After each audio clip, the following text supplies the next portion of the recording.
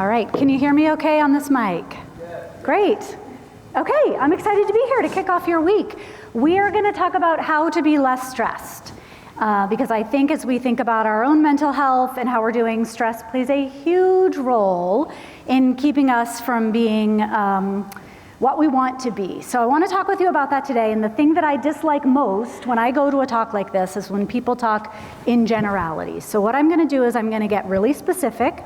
We have 30 minutes together. I am going to throw a lot at you, tons of tips.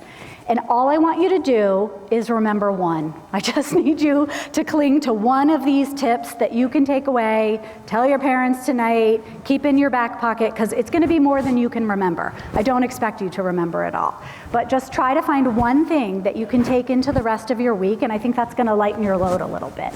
All right.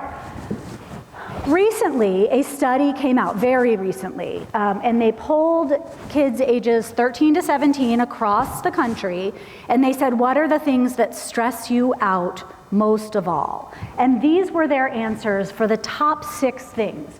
So, appearance, my friendships, my social life, being an activist, being a high achiever, and game plan, which is like figuring out your next move in life.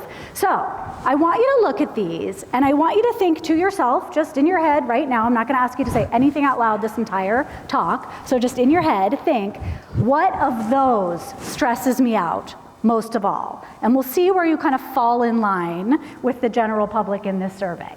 So, game plan ranked highest.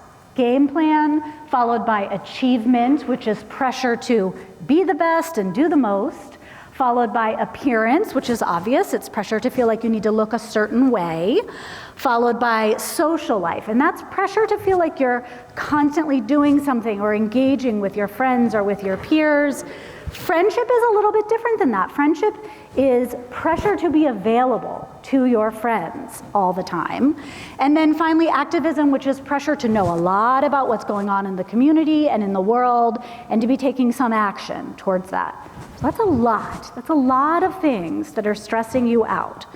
And the reason 3 of these have a little red star next to them, those are the ones that that the pollers identified as adults having the biggest impact on. So game plan, figuring out what your next move, that's adults saying to you all the time, what are you gonna do? What are you gonna do about that paper? When are you gonna start writing it? Who are you gonna ask to homecoming? When are you gonna figure that out? What about college? What have you got on your resume for college? So it's a constant barrage of questions from people asking you, what is your game plan? And that can be really stressful. For each of these, over the next few minutes, I'm going to give you one tip that you can take away. So if that's yours, if you identified game plan, or if you identified friendship, I will give you one tip that you can take away into the week and hopefully longer that you can apply to reduce your stress here. I will tell you, I already told your parents last night about game plan. So that one is taken care of a little bit. I just said to them, if they came to hear me talk, I said, this is the #1 stressor for kids this age, so you've got to pull back a little bit. If you ask your kid every day what's up next and what they're doing on the to-do list, maybe dial it back a little bit to every other day. If you're at every other day, dial it back a little bit further than that. So I gave you a little bit of a head start on game plan, but I want to give you another tip that you can use, not just what I told your parents. Probably when people ask you these questions, your answers sound like the column on the left. I don't know, I'll figure it out, I'm working on it. And those are complete sentences. That is okay to say that. Here's a better thing that you can say if your goal is to get someone off your back. If your goal is to get someone off your back, the better thing that you can say is, I'll know once and fill in the blank. Because when an adult hears, a parent or a teacher hears, I don't know, they want to ask you more questions. Right?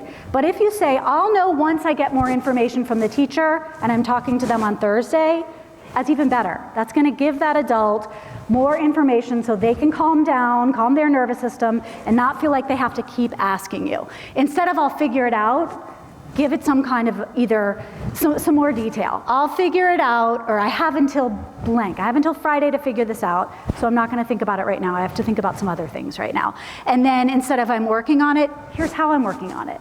I'm working on it. I'm meeting with my group on Thursday. Or I'm applying to that internship next week. So if you can give some specifics, that's just gonna help you out if you feel like you're being hounded on game plan. Achievement. So achievement is pressure to feel like you're doing the most and that you are the best. I define success and achievement really differently. I don't look at metrics, I don't look at data, I'm not concerned with who's the fastest on the track team or who has the highest GPA. The fact is, you will be successful if you can do these three things. You can find an area where you feel personally fulfilled. Doesn't have to be what your parents or the adults in your life want it to be. It could be something that just brings you joy. Find that thing that brings you joy. Then become good at it. Develop competency in something that you're interested in. If you're interested in makeup tutorials, go deep on those and become an expert. If you're really interested in gaming, great, go deep in that. Become an expert in something that brings you joy, and then find a community to share your expertise with. You can't just be a silo. You've got to find people who you can share your knowledge with, whatever you are knowledgeable about, and that's going to give you a feeling of success. So what I want you to do here is kind of widen your scope of how you're thinking about success. Less data-driven, less really specific, and go broad. What do I love to do, and how can I develop expertise in what I love to do? That's going to reduce your stress there. Speaking of broadening your view, the third one was appearance, and that's pressure to feel like you look a certain way. So what I want you to do is look at the pictures of the dots up here, and it's very clear, probably from where you're sitting, which orange dot is bigger, right? So the one on the right looks a lot bigger than the one on the left. If you look really carefully, you will see that those orange dots are exactly the same size. Your brain is tricking you into thinking that the one on the right is bigger because it's surrounded by smaller dots. It's just simple perspective. And we do this about ourselves all the time. We compare how we look to the people who are around us. And we say, I look this way because they look that way. And that's not true. That's your brain's way of tricking you to think about your own appearance. So what I want you to do is broaden your view. And I mean this in two very specific ways. First, broaden the people that you're looking at. If you're looking at all people who look exactly the same, you've got to find some other people to look at and not compare yourself just to the same group every single time, right? There's a bigger field of people out there. And if they're not right in front of you, they're online, so you can find them. So find images that can change your perspective on how you think about your own appearance. And the second is, literally, we have to broaden our view of how we see ourselves. And this is gonna sound like I'm 100 and I'm talking to you from, a very old person kind of perspective. But there's a lot of really great scientific research and data out there that shows that if you mostly see yourself through the lens of your phone, through the photo that you take from this close up to your face, you'll have a distorted image of how your face looks. It's just true. This is why everyone my age takes their selfies from up here, and you guys laugh at that, but it's because it distorts how we see ourselves. Just a couple inches is a big distortion, and a couple inches this way. I have really long arms. I was teased about it when I was in high school by my friends. I wish I could have longer arms so I could get a further perspective and hold the phone out even further. But it is true that if you are only seeing images of yourself that are close, then you are seeing a distorted view of yourself. Your brain does a very good job of tricking you, both with the dots and with the imagery that you see on your phone. So I want you to widen your view here, literally from the phone, and also in terms of what do the people look like who you see all the time, right? Social life. This is a big one. Pressure to feel like you are involved, that you're doing stuff, that you're going out, that you're hanging out, and that you're always sort of keeping up with what your friends are doing. I want you to think about social life the way you think about pizza, or the way you think about donuts, or the way you think about the food that you love most in the world, which is to say this: it's great, and you love it, and it tastes awesome, and it's good to have, but if you continue to eat pizza all the time because it's your favorite food, and you eat and you feel a little sick because you've eaten a lot of pizza and it's really greasy, the way to feel better is not to eat more pizza, right? The way to feel better is to say, I need a little break from pizza. I'm gonna go on a walk, I'm gonna have some water, I'm gonna have a sandwich tonight for dinner, I'm gonna take a little break for pizza. Your social life is the same way. If you feel a lot of pressure to burn your social battery down, the solution is not to continue to force yourself to go into more and more social situations. And the same thing applies to being social on your phone. So I want you to tune in to what your body is telling you. If you've eaten a lot of pizza and your body feels a little gross from all of the grease, even though it was fun and delicious and you loved it, but you're starting to get some signals like, oh, I need something besides pizza, I want you to have that same sort of tuned in approach to your phone. I am never going to be the person who stands up here and tells you that you shouldn't be on your phone, that you shouldn't love your phone. I love my phone. I have it right here, right now. I am very attached to my phone. It means a lot to me. It brings me a lot of joy. But I have to be very tuned in to how being on the phone makes me feel. And sometimes it's a delight, and I love it. And sometimes, before I realize it, my eyes are really dry, and I have a headache, and I'm cranky about how other people are behaving. And what do? I stick with the phone thinking the right thing will come up on the phone to make me feel better eventually. And it doesn't. I just feel worse and worse and worse. So, in terms of pressure to be social, think about it like food. Think about it like your favorite food. And we're using pizza right now. Enjoy it. Love it. Love being social. But if it starts to make you feel bad, you've got to do something different. So I want you to change course. Go do something that will actually repair your social battery. And that's hard to do, but just tune into how it's making you feel. Okay, friendships. Very related to being social, but teens report that friendship stress is really high and that it burns them out. So what can you do if you feel like pressure to be available to your friend all the time is weighing you down? I had a former intern who is now 25, and she is working at a financial firm, so she's a full-grown adult, and she was telling me about a friend of hers who she loves, very close with, who sent her a note saying, hey, is everything okay? And my intern was like, everything's fine, what's up? And she said, well, I just felt like I needed to check in on you because you went dark. And my intern was like, we had not texted for 24 hours. And she was worried about me and thought I had gone dark on her. So I want you to be very cautious about how much you need from other people and their time on the phone, and how much you're able to give other people and their time on the phone. Particularly when it comes to friendship. You guys are a little past this, but there's a statistic that if you are best friends with someone in 7th grade, the odds that you will continue to be best friends by 12th grade is 1%. You have a 1% chance. And probably some of you, yes, I see it. Some of you have won the lottery, which is awesome. My husband did. My husband stayed best friends with his friend from 7th grade. So that's great when that happens. But if it doesn't happen, it is more than normal. It is so typical that friendships change as you change and you get older and you develop, and no one should feel bad about that.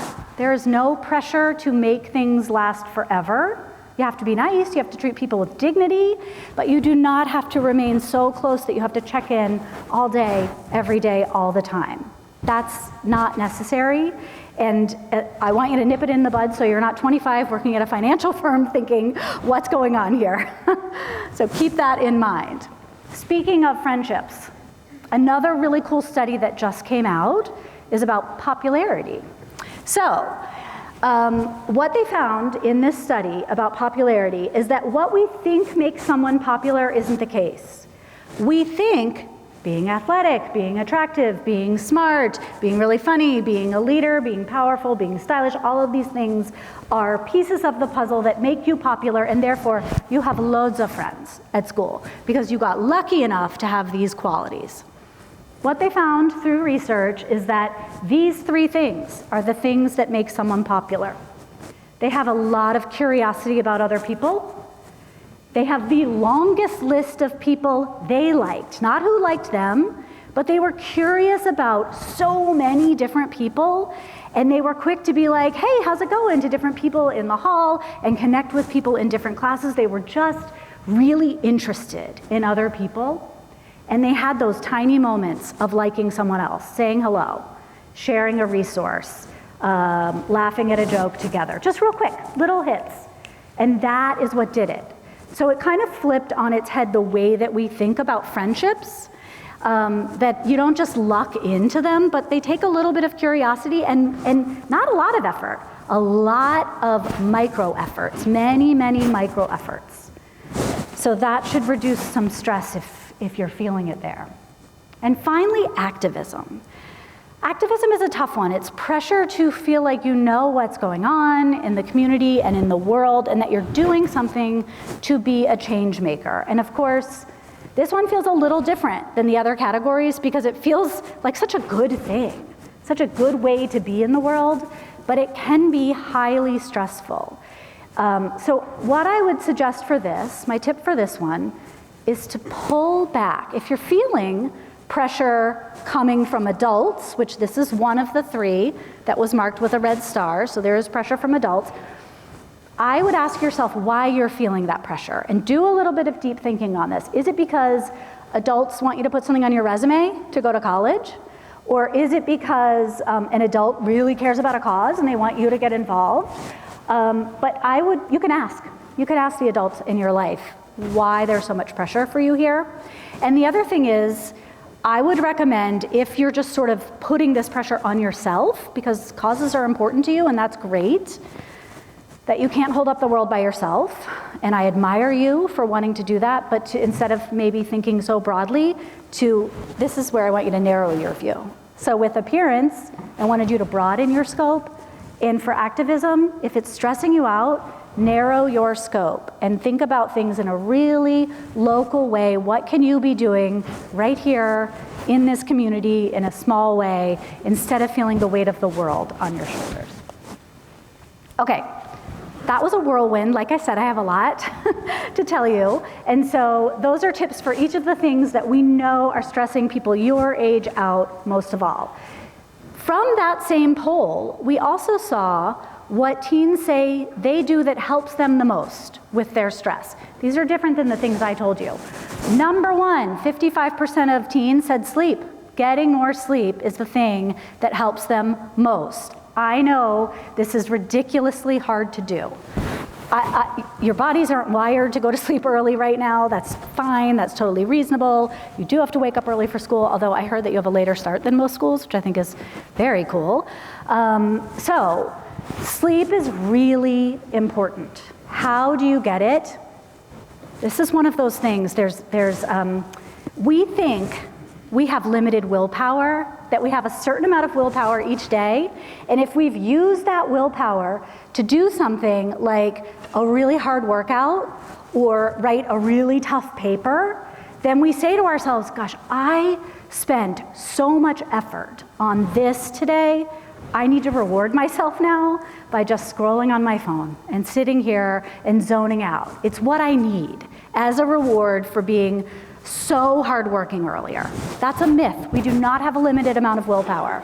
And if you find yourself super stressed out and you know you're not getting enough sleep, then you're kidding yourself by saying, if I just rest and watch this movie as I'm falling asleep, or play on my phone, or chat with friends, I know it's fun, and I wouldn't begrudge you, but if you already know you need to sleep more than usual, you've got to have that extra willpower, which you do have. We know that. You can have unlimited willpower throughout the day to just say, it's not going to be tonight. Tonight I'm just going to get an extra hour and a half of sleep.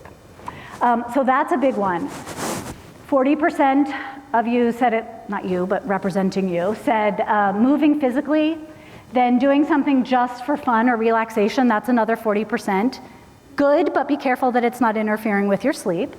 Time outside in nature, I think this one is underrated. 30% said this helped. I wish that number were higher. I think that does a lot for you. Helping someone else, 24% said that helped, absolutely. not as you're falling asleep at night. Deep, meaningful conversations with friends, and then finally doing something creative that is not for school, that is just for your own pleasure. 16% said that. So I'm throwing these out there just because it's what is sort of reported back. It's not the tips I gave you, but I think they are excellent, and you can pull on these as needed to just give yourself a little boost that you need for your battery. Okay, I want to talk about what I believe to be true is the secret of happiness. And for me, the answer is flexibility. When I was in college and I was in my education classes, I had a professor who I loved. Her name was Dr. Fellows. And every day I went into class to learn how to be a teacher. She totally pranked us with like some weird change to the classroom. So one day we would come in and half the class would be facing the back of the room and half the class would be facing the front of the room. Or one day we would come in and the seating chart was totally mixed up and some kids didn't have a seat and some kids did. One day we came in and all the seats were gone from the classroom. And the message that she was drilling into our brains is, you'll never be a good teacher if you're not extraordinarily flexible. Because every day your kids are going to come in and they're going to have an entirely different attitude than the day before, and the lesson plan you wrote you're going to have to throw out the window and you're going to have to start from scratch.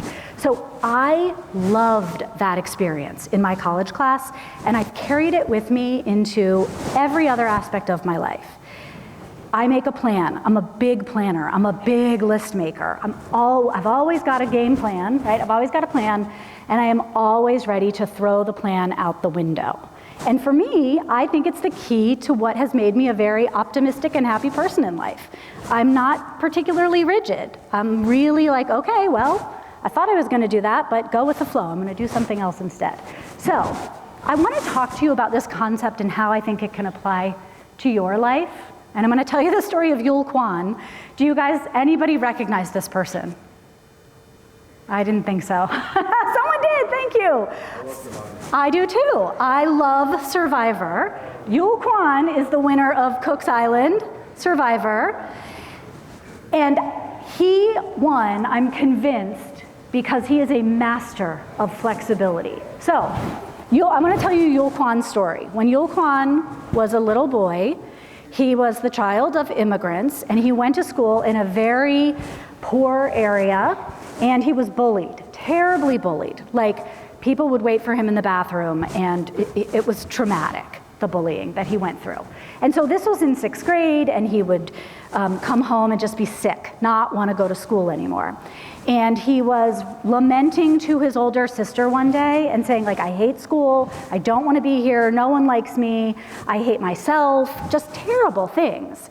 And his older sister said to him, you know, if you don't like something about yourself, you can change it.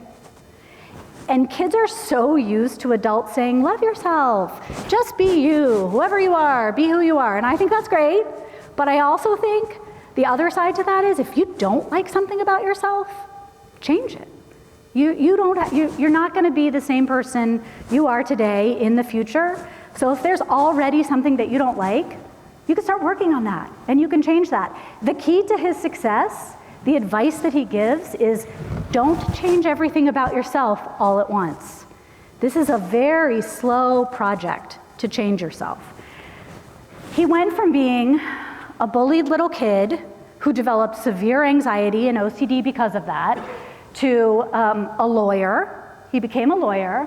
Then he became a management consultant. He got a job at Google back in the day when that was like the coolest job you could ever get. And then he decided to apply to Survivor. And he got on, and he won. And after he won Survivor, the Federal Communications Commission offered him a job as a consultant. And then he had his own TV show on PBS where he was a host, and then he worked for the FBI. So his life has evolved in this incredible way because he believed he could change, that there were parts of himself he didn't like, he could change those things. And he worked on that slowly and incrementally, which brings me to this metaphor. Your job started at about age 11 and it goes until about your mid-20s, is to figure out who you are apart from your parents. So when you were young, your parents made all of the decisions about who you were for you. They arranged play dates, so your friends were the people your parents arranged the play dates with. They bought your clothes and they said you can wear whatever you like from these outfits that I've already purchased. They signed you up for activities and they said, I hope you like soccer because that's on Sunday afternoon and we have a free time on Sunday afternoon. So your parents decided the things that typically adults choose for themselves. Now, you are deep in the process of deciding these things for yourself. Who do I want to be friends with? What kind of clothes do I want to wear? What are my values and beliefs? That sort of thing. What activities do I want to participate in? You are deciding these things now for yourself. So I call this time of life bellying up to the buffet. There are so many choices out there, and you will need to be really flexible, and you'll need to reinvent yourself over and over and over again. And it's one of the reasons I mentioned earlier that 1% of friendships last, because your friends will change. Your ideas about yourself will change. The way you dress will change. All of these things will change. And I want you to know that's supposed to happen and it should happen. Sometimes kids will think that another kid is being really fake when they try something new on for size. It's the least fake thing you can do to go to the buffet and try something different. If I took you to a literal food buffet and I said, there's so many good things here, and I want you to taste all of it, but you have to get a full plate of the orange chicken and eat it all, and don't waste any until you move on to something else, you wouldn't try very much. You have to have just a sample, try something, and then move on. That's how you figure out what you like. So I am a huge fan of quitting. Try something, see if you like it. If it's not for you, there's a whole buffet out there. Try something else. Don't get stuck in a rut and think, I'm just the kid who always does this. It's what my parents picked for me, and I got to stick with this forever. I want you to go to the buffet and be flexible and try new things over and over until you find the thing that you really love. I am living proof. I'm sharing this really just to be funny, but that's me in 6th grade and that's me in 8th grade. And I really took to heart the don't change everything about yourself all at once. So I loosened up, I got rid of the bow tie, and I bravely wore a brooch to school picture day in 8th grade. And I got an actual haircut. My mom cut my hair for the 6th grade photo. So I really believe in this. I made some bigger changes in high school, but the shift from 6th to 8th grade, I really bought into that. Okay. I want to end by telling you about a study that came out that I think is one of the most important things that you can learn, and I told the parents about this last night. So this is a really cool study. I'm going to say it in a very short way for you. There is a scientist who for 5 decades, for 50 years, studied human reaction to pain and discomfort. And he took college students, and he took the first group, and he, one by one, put the college student into a box and then played a terrible, awful noise in that box. Nothing else was in the white box but this blaring noise that they couldn't stand. And there was a button on the wall. And the people in group A went up and pressed the button to see if it would get the noise to stop, and it didn't. So they pressed it again and again and again, and on the 4th time, the noise stopped. They were so relieved. So then the experimenter would open the door, the person would come out, and a new person would go in. Everyone in group A heard the awful noise in the room, press that button 4 times, and then it stopped and they were let out. Group B was put into a box, one at a time. They heard the terrible noise. They had a button in front of them. They tried to press the button, but when they pressed the button over and over and over, more than 4 times, nothing happened. The button had been disabled. So the people who were in group B heard the noise, couldn't get it to stop, and they just resigned themselves. I just have to wait until this part of the study is over. And then they would be let out of the room and the next person would go in. So one after the other, we have group B, the button's not working. We have group A, 4 times I stopped the noise. The second phase of the experiment, everybody who was in group A was put one by one in a new room. And they had to listen to a different sound that would just make your blood curdle, an awful noise. And they didn't have a button this time. There was a lever on a different wall. Everyone who was in group A instantly went over to that lever and started working it back and forth, back and forth. And of course, the sound stopped. So they're very proud of themselves. Group A, yay, we made it stop again. Even though it was different, even though it was different noise, even though I had to do something different, I made it work. Group B, each person, once again, is put into a different room with a different noise and the lever on a different wall. Every person in Group B went into that room, heard the noise, saw the lever, and just stood there. They had learned that quickly that nothing they would do would stop the pain and discomfort, so why try? So Group B never tried. They just said, I'll wait for this to be over and I'll be in a lot of pain until it is over. What I want you to do to take away from that is to learn when you are in pain or discomfort, any kind of pain or discomfort, physical, mental, heartache, whatever it is, the way you get through it is not to give up and sit down and just wait. The way you get through it is to know, I have been in a situation before that was hard. All of us have, I know you have. And you've done something to make it a little better for yourself. Maybe you drank water and you walked around the block. It doesn't have to be some amazing solution. You don't have to start a corporation. You don't have to do something major. You just have to take one action that you think will make you feel a little bit better. And that way you train your brain every time the next thing happens that feels uncomfortable or painful, you have learned over and over and over again, oh yeah, here we go again. I'm feeling something that I don't like. I can either sit here and wait for an indefinite amount of time for that to pass, or I can do something. And maybe it's different from what I did last time. Maybe I pressed a button last time, and this time I'm gonna move a lever. But if you do something, you have a chance at feeling better. And if you do nothing, you are experiencing what is known as learned helplessness.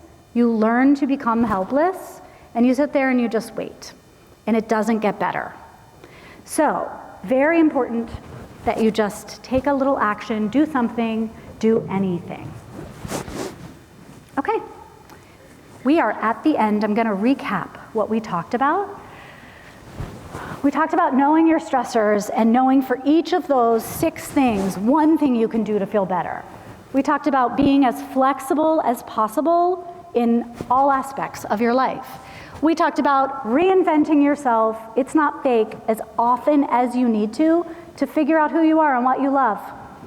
To belly up to the buffet and try a lot of different things. Don't get stuck in a rut. Keep trying new things. To just do something. Don't learn how to be helpless. That concept is learned helplessness. To try something new every time to make yourself feel better when you feel discomfort or pain. And to be curious about other people and to have micro moments of connection throughout the day. So I hope that helps as you kick off your week. I'm excited for you, and thanks for being here with me.